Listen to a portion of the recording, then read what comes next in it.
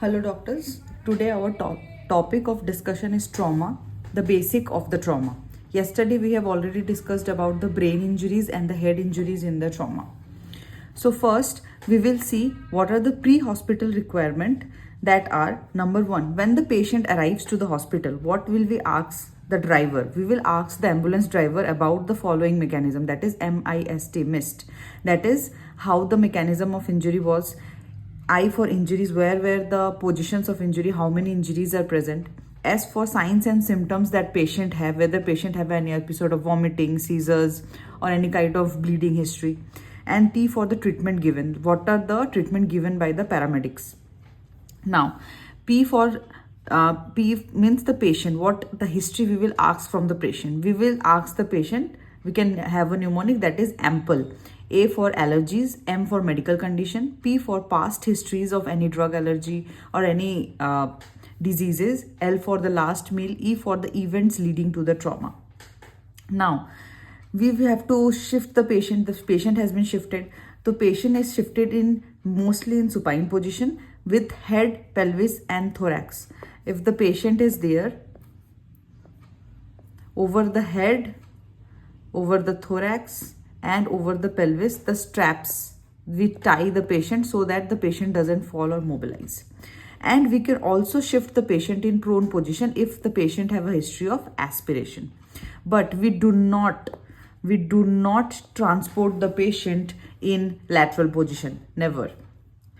Now while transportation of patient, it's important because I have said earlier also in my video, every trauma patient with head injury, we treat them as they have the cervical injury.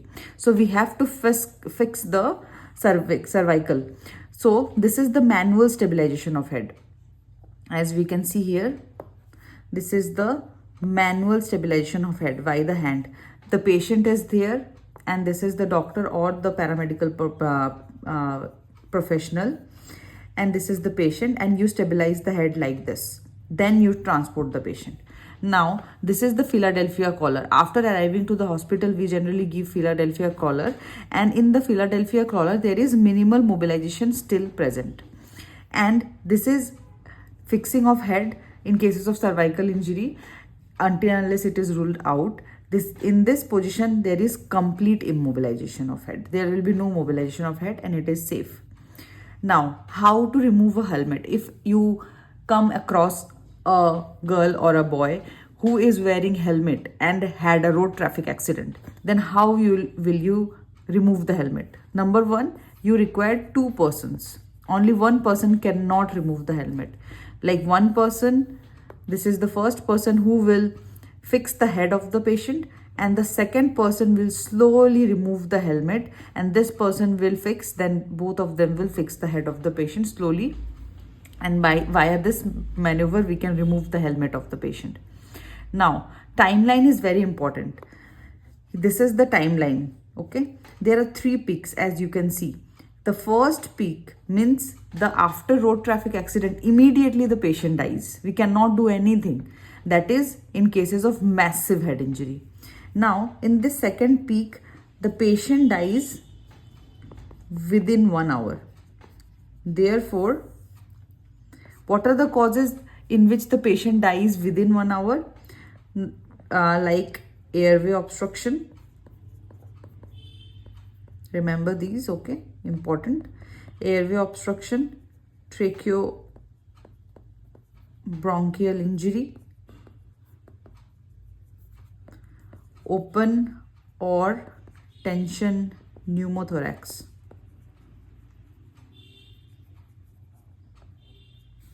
Then in cases of acute circulatory arrest, then hemothorax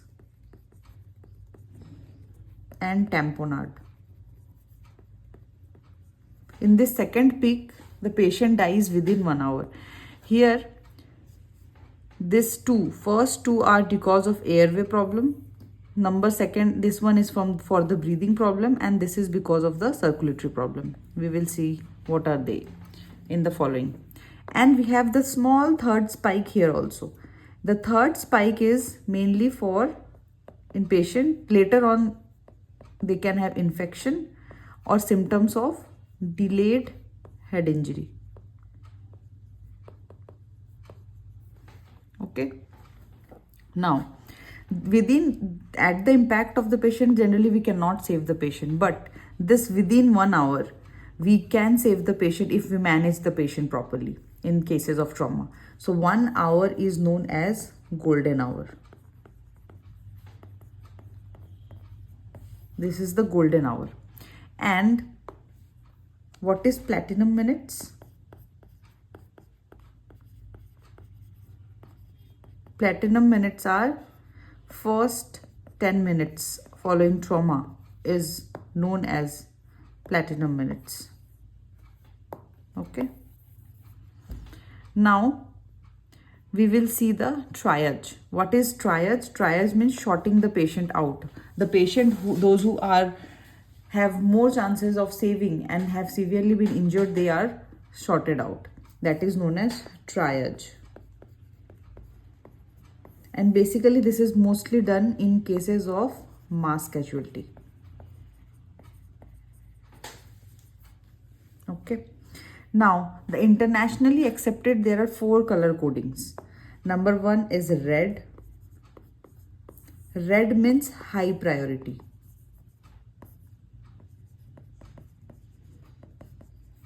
Attention, you have to give the attention immediately, or the patient have to be transferred to a tertiary center if not available. And this is when the patient have these symptoms, which is within 1 hour, because this patient might die if we don't manage in 1 hour. Okay. Then we have the yellow color. Yellow color will have medium priority.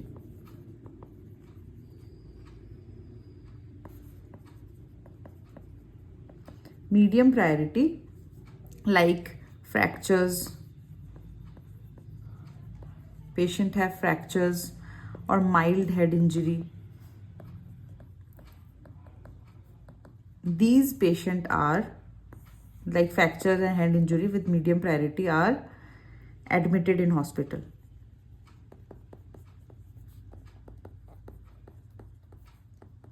And intervention can wait for some time in the patient, those who are under yellow category. Then green are ambulatory patient.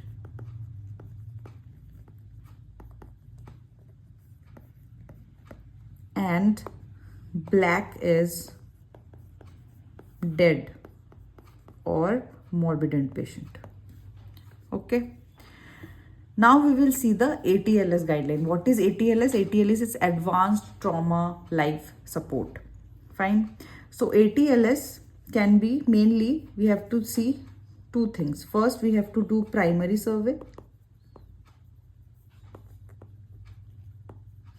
And next, we have to do secondary or tertiary survey. Primary survey includes when the patient comes to the hospital. We have to see A, B, C, D. We have to follow A, B, C, D, as you know. A is for airway, but you have to remember cervical spine followed by airway. We have to always take care of cervical spine. I have already told you how to fix the head of the patient to prevent the cervical spinal injury. Then B for there is breathing. C for circulation. And D for disability. This is ABC. In ACLS and BLS, we do the CAB. This is in ATLS, and this is in ACLS, that is Advanced Cardiac Life Support, or BLS, that is Basic Life Support. We do the circulation first, then airway, then breathing in ACLS. And this is, we are reading ATLS, that is Advanced Trauma Life Support. This is mainly for the trauma. Now, we have to also remember that if you are in a field field setting, not in hospital. This is when you are in hospital. If you are in field setting, then you have to do C, A, B, C, D. A, B, C, D is same.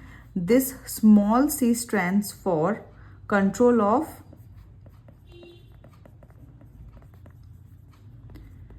exsanguinating hemorrhage, means from where the bleeding is happening, you have to stop that.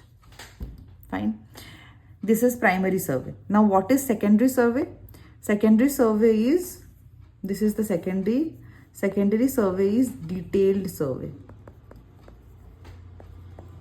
What do you mean by detailed survey? Detailed survey means look everywhere.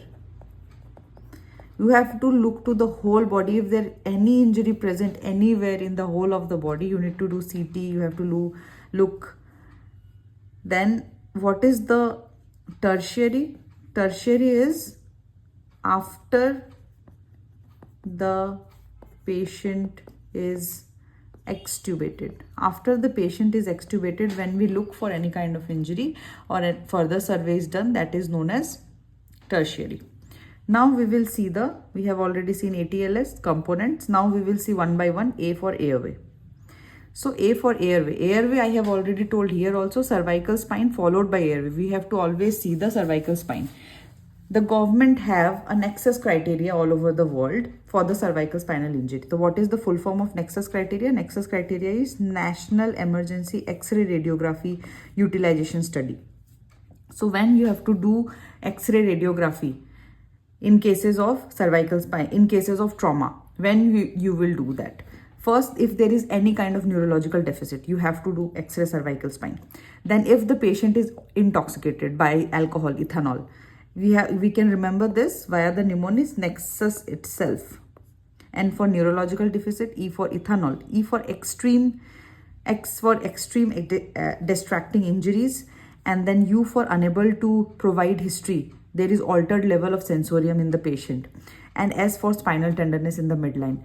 If out of all this, if any one criteria present, then we have to do imaging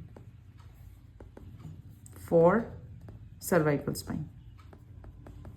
We have to do imaging for cervical spine. If none are present, skip the imaging of the cervical spine. Put hard collar, Philadelphia collar can be put. Now, indication of, we have seen the cervical spine. After the cervical spine, I have already told what we will see, that is ABC ka A. So A for airway, the indication of a definitive airway. When will you intubate the patient? Number 1, when GCS is less than equal to 8.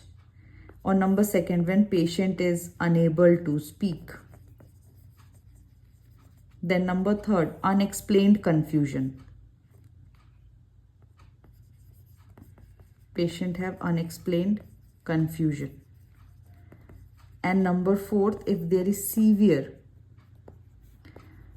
maxillofacial injury. If any of 4 is present, if any one is present also, then we have to intubate the patient. And intubation, here newer advances have already came. This is a video laryngoscope. This is the video laryngoscope. While intubating, you can see the vocal cords properly and whether your intubation tube, ET tube is going in the proper line or not. So this is a video laryngoscope, and we will do orotracheal intubation. Or we can do nasotracheal intubation also. This is used for orotracheal intubation, or we can do nasotracheal intubation. And this nasotracheal intubation, one thing you have to remember, this nasotracheal intubation is contraindicated. When is not done nasotracheal intubation? When there is skull base fracture. At that, in skull base fracture also, Riles tube is also not inserted and nasotracheal intubation is also not done. Now, here you can see another picture. This is a picture of LMA. In LMA, is full form is laryngeal mask airway. When it is easier to introduce an LMA than ET tube. When sometime it is difficult, we can just place the LMA over the vocal cord. Now, if suppose we cannot intubate the patient, it is we have difficulty in intubation, then what will you do? Or intubation have already failed or contraindicated, then we can do emergency. What is this procedure in this diagram? This is needle cricothyroidotomy. Needle cricothyroidotomy we can do as an emergency procedure, and as a definitive procedure to secure the airway we have to do tracheostomy. The needle cricothyroidotomy is done in cricothyroid membrane. Here is the cricothyroid membrane, as you can see. This is the thyroid cartilage. Via the 14 or 16 gauge IV catheter over the needle, we can pierce the cricothyroid membrane for emergency orotracheal intubation when not possible then. And after doing this, generally we give high flow oxygen 15 liter per minute, and we use a Y connector sometime. And surgical cricothyroidotomy should be avoided. In this is the surgical cricothyroidotomy is avoided in less than 12-year child because of subglottic stenosis. Because later on the patient will have subglottic stenosis, therefore it is avoided needle. Fine. We have completed the airway, we have managed the airway. Now after A there is B, that is B for breathing. This is the B for breathing. Breathing, we have to mainly examine the chest examination.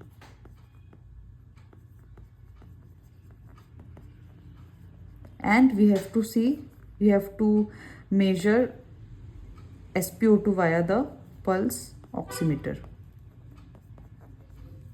So what are the things that you will do to see the chest examination? We will do chest x-ray. In cases of trauma, we do the AP view. Remember this. Most of the time we do PA view, but in cases of trauma, for chest anatomy, we do the AP view. And apart from that, we will see the pelvic x-ray, cervical x-ray, and we will do FAST. What is FAST? I will tell the section of FAST in detail in cases when I will teach you the abdominal trauma. Now, circulation. C for circulation. So, in circulation, we insert 2 large IV lines. Mainly approximately 18 gauge, minimum 18 gauge. Fine. Then if you are unable to insert an IV line, if you are unable to insert IV line, then what you will do? We can do emergency procedure or we can do definitive procedure.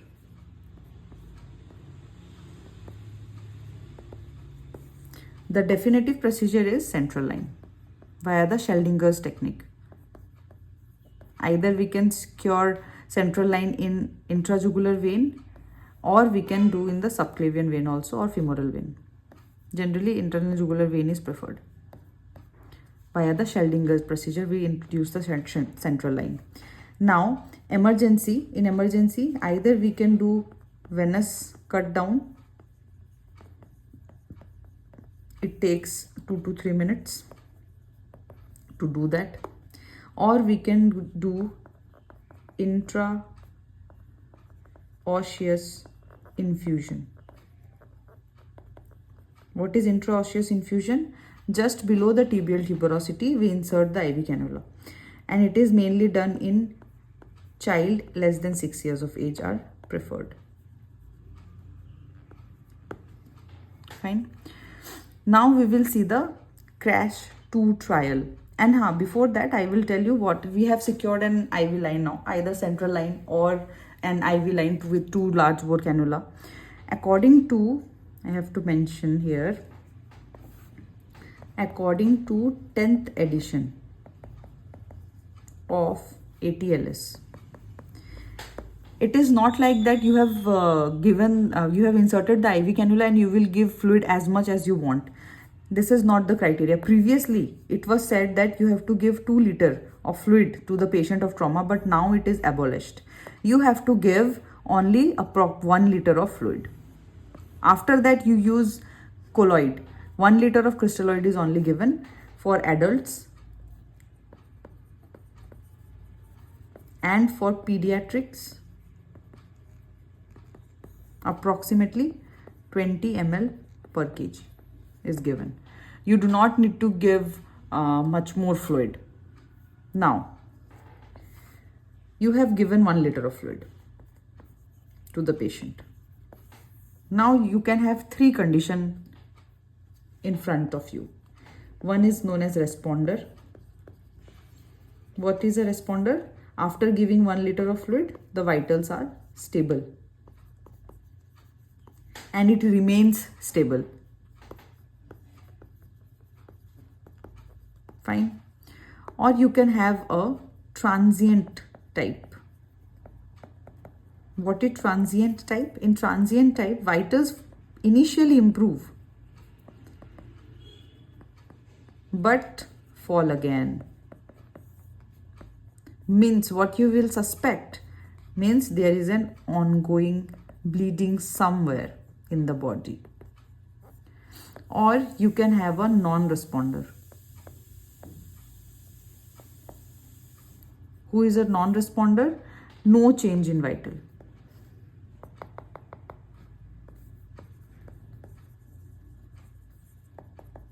There is no change in vitals, interventions, and immediately blood product should be given.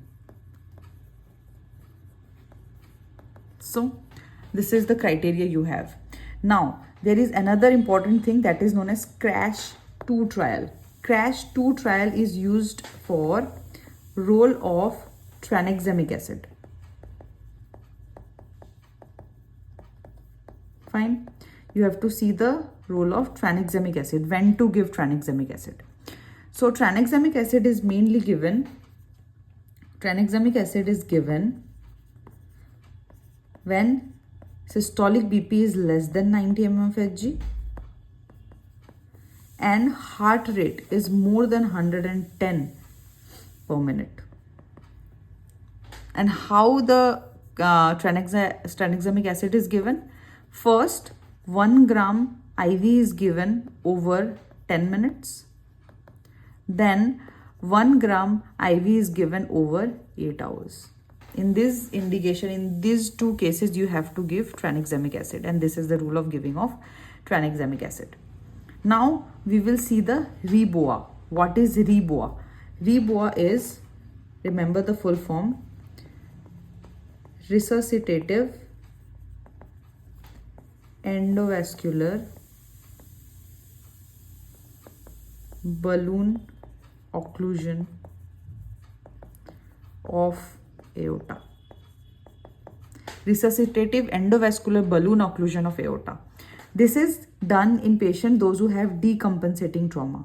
You don't know where from the bleeding is and the patient is vitally very unstable. Then immediately, as you know, and I have also taught you that aorta is the main blood supply of the whole body. You block the aorta. Here we can see in this, from the left common iliac vein, from the femoral vein we insert, then we go to the left common iliac vein and we block this aorta. So this is known as REBOA, resuscitative endovascular balloon occlusion of aorta.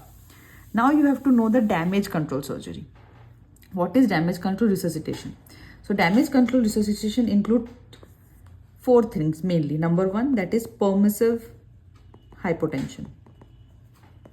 Why we maintain permissive hypotension? Because if we give, I have already told we have give only 1 liter of fluid. If we give a lot of fluid, then there will be hypertension. If there is hypertension, the tear in the artery which was small, it will become big.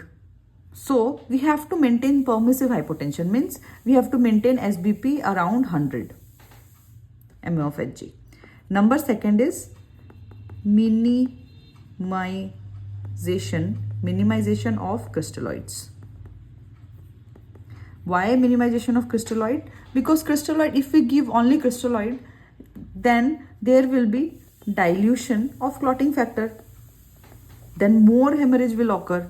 As clotting factor have diluted, there will be no clot formation from the areas where bleeding are occurring.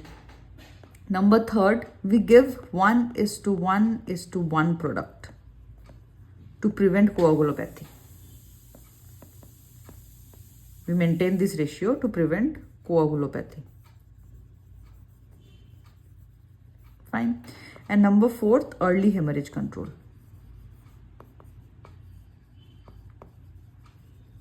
Early hemorrhage control. We control the hemorrhage as soon as possible so that patient doesn't go into any kind of hypovolemic shock.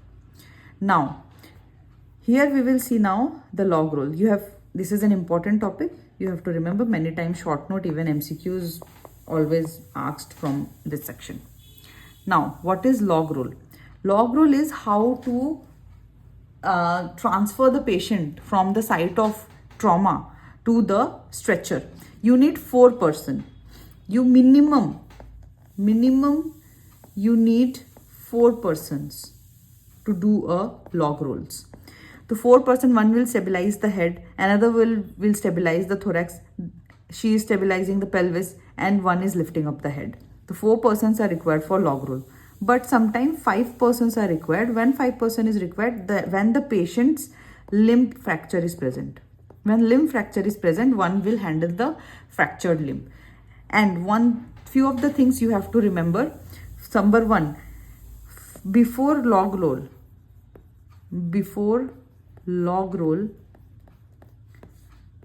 always rule out pelvic fracture. Before log roll, you have to always rule out the pelvic fracture. You have to, if there is a fracture, you have to stabilize the pelvis first by using pelvic binder, then you have to do the log roll. Fine. So we will talk about the score now. We have the revised trauma score. This is the revised trauma score.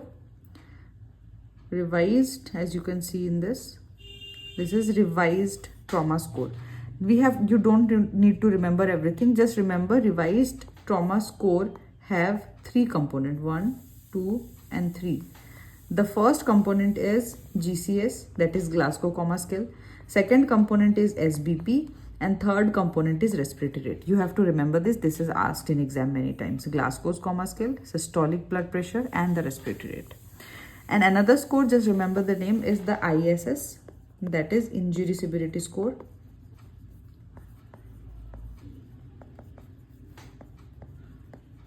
Fine. Then another score you have, that is MESS, that is mangled extremity score. In mangled extremity score, just remember, it is for whether the limb should be saved or amputated. If the score is less than equal to 6, then limb is saved, and amputation is done when the score is more than equal to 7.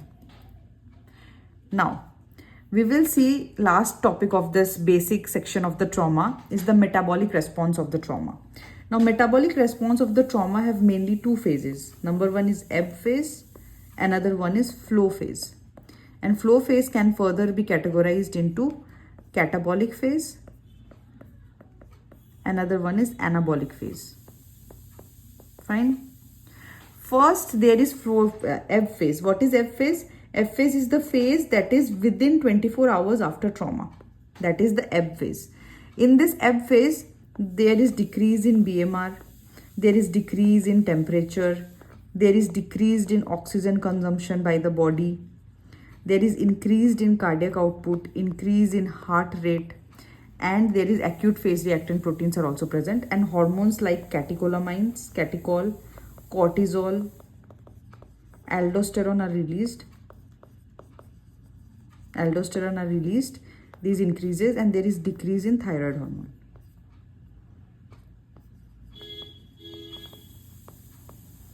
If proper resuscitation is done during the ebb phase, can be reduced but cannot be made zero.